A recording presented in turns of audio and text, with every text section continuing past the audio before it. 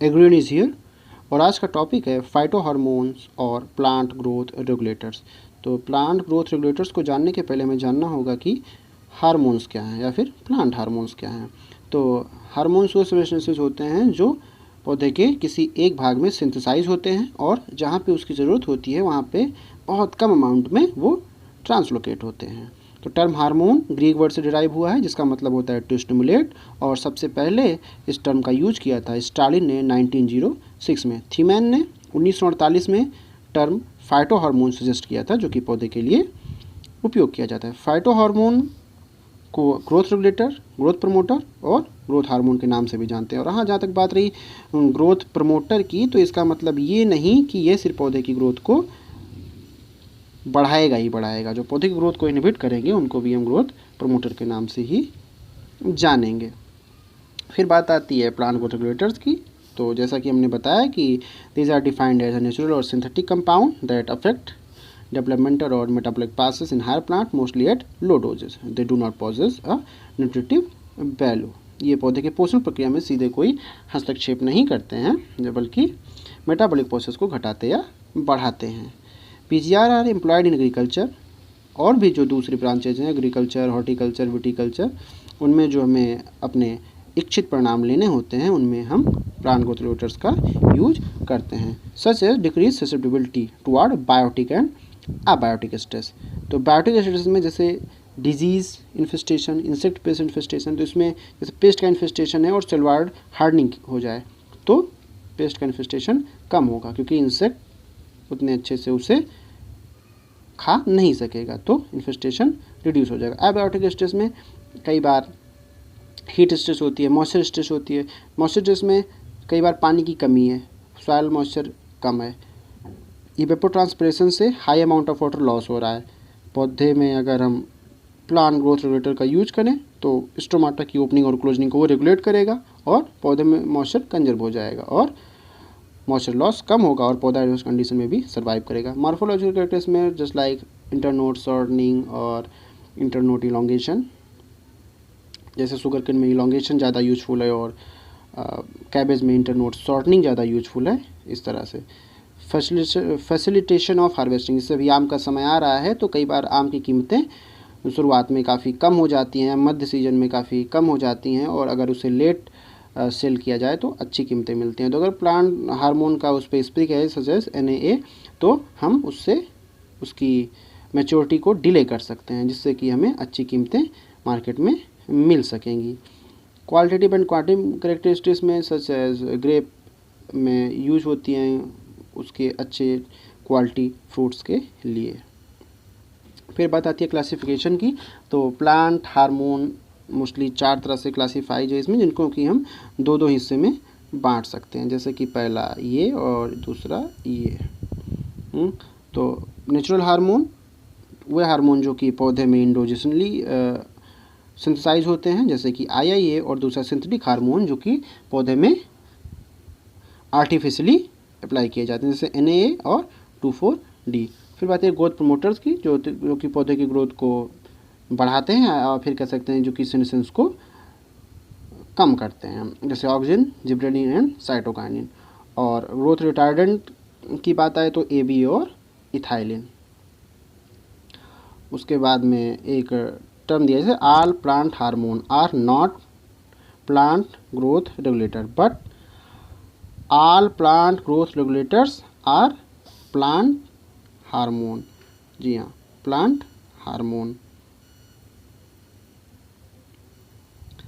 और उसके बाद में हम आगे चलते हैं, आता है अब हम एक बार ये प्लांट हार्मोन्स के बारे में डिस्कस करेंगे। तो पहला प्लांट हार्मोन आता है ऑक्सिन। ऑक्सिन ग्रीक वर्ड से डिराइव हुआ है जिसका मतलब होता है टू ग्रो और इंक्रीज। आइडिया जो था एग्जिस्टेंस का ऑक्सिन के, उसे चार्ल्स डार्विन और उनके सन फ्रांसिस डार्विन ने दिया था अपनी बुक में the power of movement in plant. इसमें उन्होंने किया क्या कि उन्होंने एक कैनरी ग्रास पे ऑब्जर्वेशन किया जिसमें उन्होंने देखा कि ये जैसे ये कैनरी ग्रास ऑब्जर्वेशन में उन्होंने देखा कि कैनरी ग्रास है और उस पर उन्होंने यूनिडायरेक्शनल लाइट डाली एक डायरेक्शन से पड़ने वाली, एक डायरेक्शन से लाइट पड़ी। तो उन्होंने ऑब्जर्व किया कि जो ये कैनरी ग्रास है इसकी ऊपर की टिप एक और बेंड हो रही है, एक और बेंड हो रही है। तो उन्होंने इसके लिए उन्होंने माना कि एक कोई सबस्टेंस है जो कि इसकी बेंडिंग के लिए रिस्पॉन्सिबल है। हालांकि वो इसका नाम देने में या इसको आइसोलेट करने में नहीं समर्थ रहे। आगे चल के बेंट ने इसे हालांकि आइसोलेट भी किया और इसका नाम भी दिया। तो F L bent discovered isolated and term oxygen in 1828। तो इसमें एफ एल बेंट ने क्या एक्सपेरिमेंट किया, उन्होंने एक एवीना टिप लिया, एवीना टिप, एवीना, उन्होंने एवीना कोलियोप्टाइल लिया, ठीक है। तो एवीना कोलियोप्टाइल को उन्होंने यहाँ से कट किया, यहाँ से कट किया, यहाँ से कट करके ऐसे, ठीक है। तो इसको डीकोलियोप्टेटेड किया। तो डीकोलियोप्टेशन के बाद में इन्होंने जो इसको ऊपर से उसके सिरे को काटने के बाद में जो बचा उसे अगर मीडियम में, अगर मीडियम में इन्होंने प्लेस किया। अगर मीडियम में प्लेस करने के बाद में उसके पीसेस को इन्होंने इसमें रखा, फिर अगर पीस को जिसमें कि इन्होंने उस कटे हुए डीकोलियोप्टेटेड एवीना सटाइवा के कोलियोप्टाइल को रखा था, उसके ऊपर इन्होंने ये अगर सॉलिडिफाइंग अगर को रखा जिसमें कि वो टिप रखा हुआ था अगर। तो उन्होंने फिर से देखा कि ये फिर से बेंडिंग शो करने लगी है जो कोलियोप्टाइल थी एवीना की, किधर, यूनिडायरेक्शनल लाइट की ओर। तो इसमें उन्होंने प्रूव कर दिया कि हाँ वो सबस्टेंस है जो कि इसकी बेंडिंग के लिए रिस्पॉन्सिबल है। और बाद में इन्होंने इसे सिंथेसाइज भी किया और आइसोलेट भी किया। बाद में कूल एंड हैगन स्मिथ ने भी 1931 में पेलाग्रा पेशेंट से ऑक्सीजन को आइसोलेट किया था, लेकिन अभी तक ये ज्ञात नहीं हो सका है कि ऑक्सीजन का क्या रोल है ह्यूमन बॉडी में। और जैसा कि हम सभी जानते हैं ट्रिप्टोफैन इसका प्रिकर्सर होता है और जिंक आयन रिस्पॉन्सिबल होता है सिंथेसिस ऑफ ऑक्सीजन के लिए। ये भी कुछ चीज़ें हैं। और ऑक्सीजन वहाँ पे ज़्यादा अवेलेबल होता है जो कि एक्टिवली ग्रोइंग सेल्स होती हैं, मींस मेरिस्टेम सेल्स में। और ग्रोइंग मेरिस्टेम्स और large organs produce much oxygen than root apex. वैसे भी ऑक्सीजन का जो मूवमेंट होता है वो बेसिपेटल होता है, मींस ऊपर से नीचे की ओर, बेस की ओर। That's why it's called basipetal, basipetal, basipetal. ये हमें याद करना होगा कि ये बेसिपेटल होता है। Apical bud synthesize more auxin than lateral buds, simple सी बात है। Developing seed contain more auxin than mature seed because developing seed having more meristematic tissues.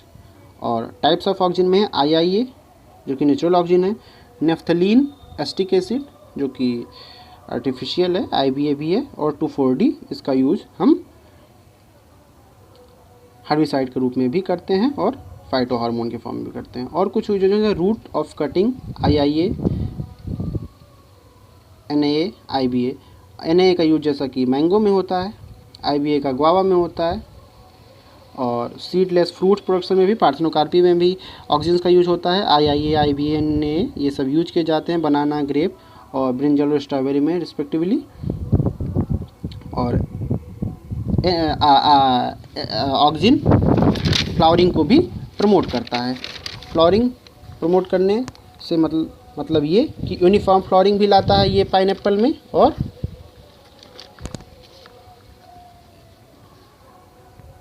और भी कई तरह के मोनोसियस में, कुकुरबिट्स में भी ये फीमेल फ्लावर्स को इनकरेज करता है। Prevention of premature fruit dropping of fruits, Apple और कॉटन में NAA, सिट्रस में 2,4-D। जैसे कि एप्पल में भी है कि अगर मैं NAA का स्प्रे कर देंगे तो वो थोड़ा प्रीमेच्योर फ्रूट ड्रॉप कम होगा और उसकी मेच्योरिटी भी डिले हो जाती है थोड़ी सी, जिससे कि हमें सही समय पे सही कीमत मिल जाती है। जर्मिनेशन में भी IA और IBA होते हैं। रिस्पॉन्सिबल होते हैं। जैसे हम गुलाब की कटिंग लगाते हैं तो उसमें कोई बना आए में डिप करके लगाएं तो हमें रूटिंग अच्छी मिलेगी और सर्वाइबिलिटी कहीं ज़्यादा होगी। प्राय हम लगाते हैं गुलाब की कटिंग तो देखते हैं कि अधिकतर वो उसमें से सूख जाती हैं या फिर सक्सीड नहीं कर पाती हैं। इसके बाद हम चलते हैं अगले प्लांट हार्मोन में, जो कि है जिब्रेलिन।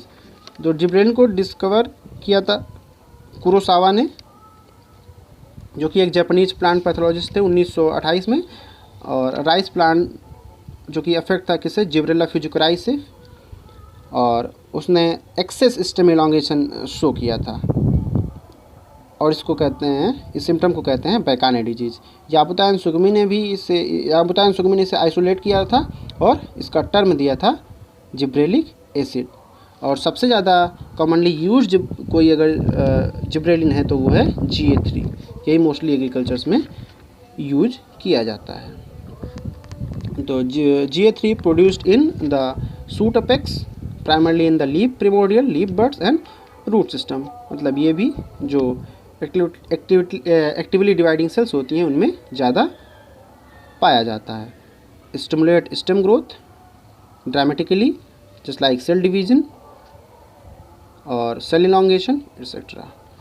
यूज क्या है इसके? यूज हैं increase in fruit size and seedless grape. Grape में वाइडली यूज होता है, बहुत ज़्यादा यूज होता है जिब्रेलिन GA3 का।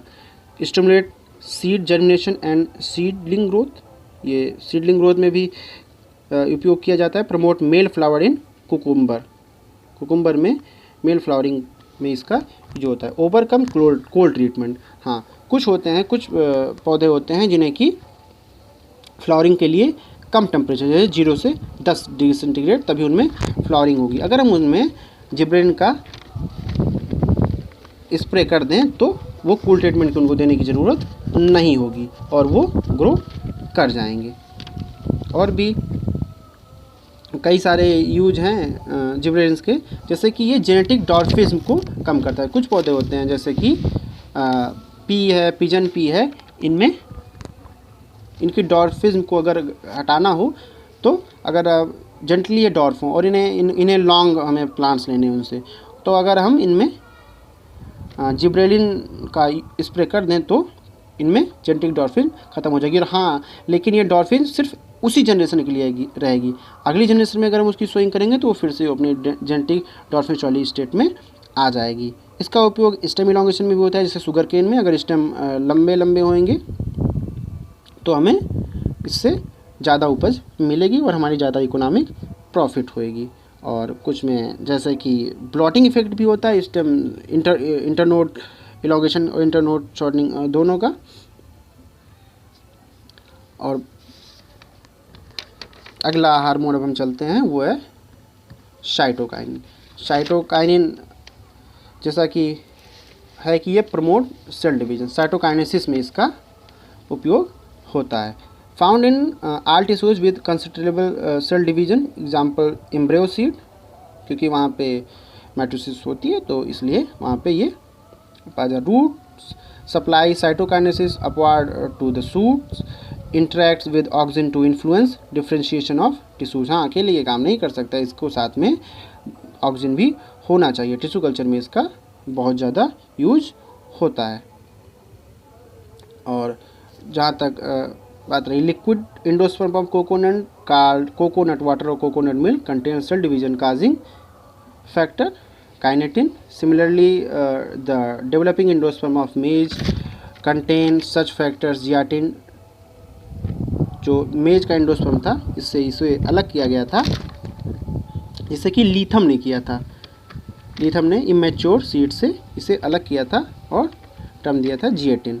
Tissue culture use cytokinin to induce shoot development.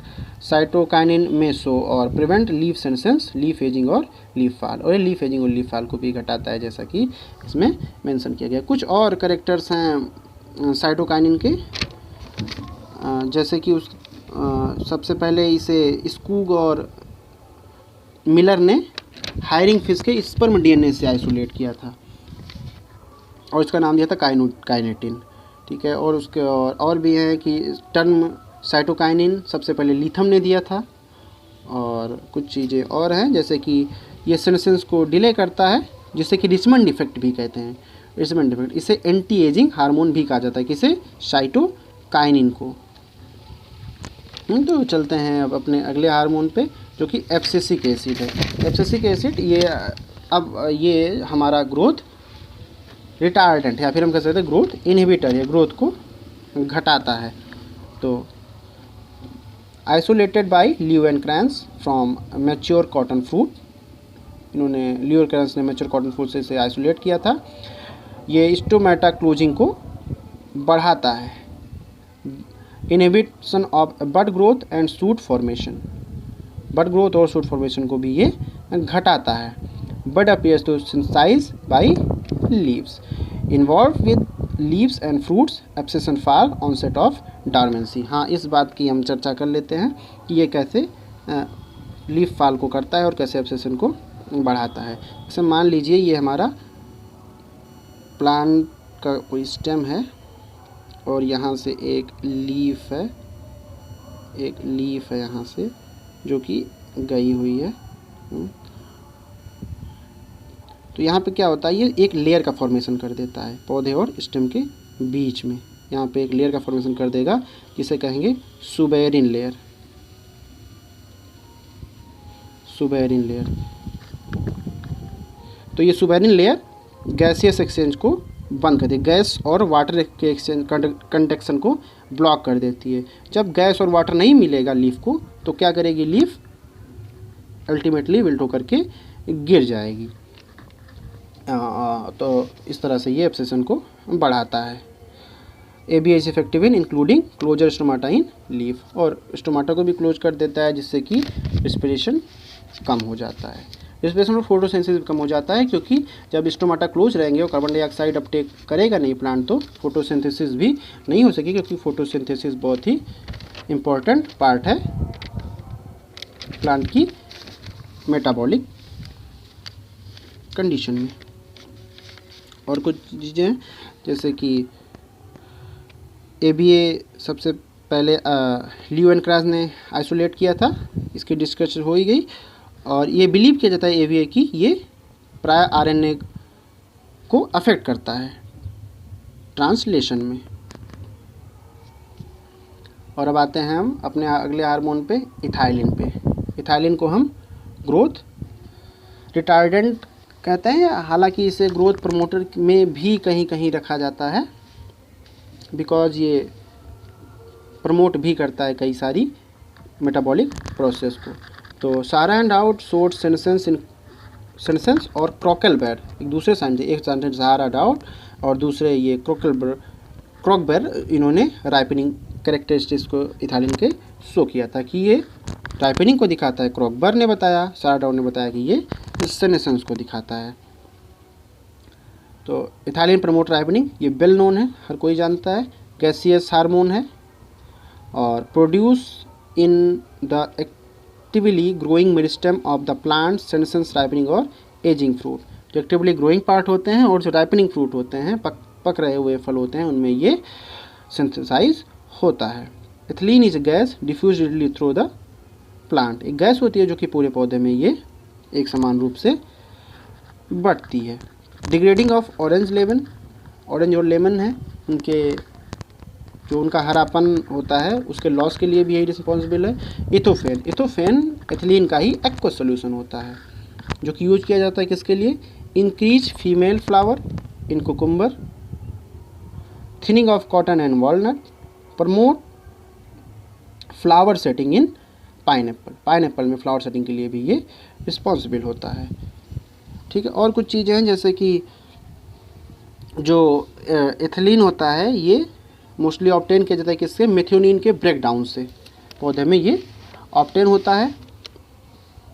और हमने देखा होगा डीप वाटर राइस में जो जैसे कुछ फेमस वैराइटीज है, जल लहरी, जलप्रिया, जल चकिया, तो उसमें जो इंटरनोड होता है उनकी इलोंगेशन के लिए कि अगर वो पानी में राइस प्लांट है वो सबमर्ज कर जाता है, उसकी फोटोसिंथेसिस नहीं हो पाती है। तो एथिलीन क्या करता है, जितना ऊपर का पोर्शन होता है वहाँ से फोटोसिंथेट्स को एक्युमुलेट करके उसके नोट्स में एक्युमुलेट कर देता है, जिससे कि उसकी ग्रोथ तेज़ हो जाती है और पौधा पानी के ऊपर आ जाता है और फोटोसिंथेसिस फिर से कर लेता है और अपनी सर्वाइवलिटी को वो बनाए रखता है। तो और अंत में चलते हैं कुछ ये इम्पोर्टेंट हैं क्वेश्चंस कि कौन किसका प्रिकर्सर है। तो ऑक्सीजन का प्रिकर्सर है ट्रिप्टोफैन, इसके साथ साथ जिंक भी रिस्पॉन्सिबल होता है, हालांकि वो प्रिकर्सर नहीं है, लेकिन ट्रिप्टोफैन और जिंक दोनों ही रिस्पॉन्सिबल होते हैं ऑक्सीजन की सिंथेसिस के लिए। और साइटोकाइनिन का काइनेटिन्स है, और एब्सिसिक एसिड का वायलोजेंथिन और जियाजैंथिन। इथाइलिन का है मेथियोनिन। हाँ, जैसा कि मेथियोनिन के ब्रेकडाउन से वो इथाइलिन प्रोड्यूस होता है।